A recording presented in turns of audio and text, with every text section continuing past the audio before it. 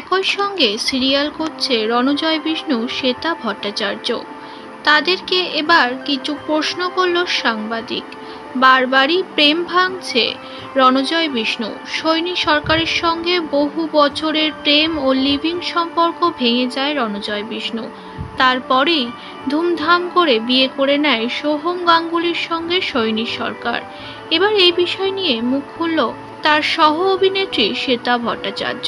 শ্বেতা ভট্টাচার্য বলে, যার যেখানে যাওয়ার সে সেখানে যাবে, যে তোমায় ছেড়ে চলে যাবে সে কখনো তোমার ছিলই না।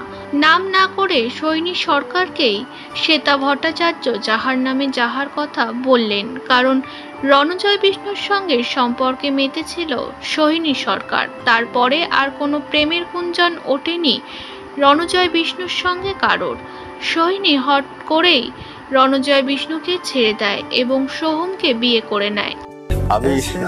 আমি যেখানে কাউকে ধরে রাখতে চাইছি চলে যাচ্ছে।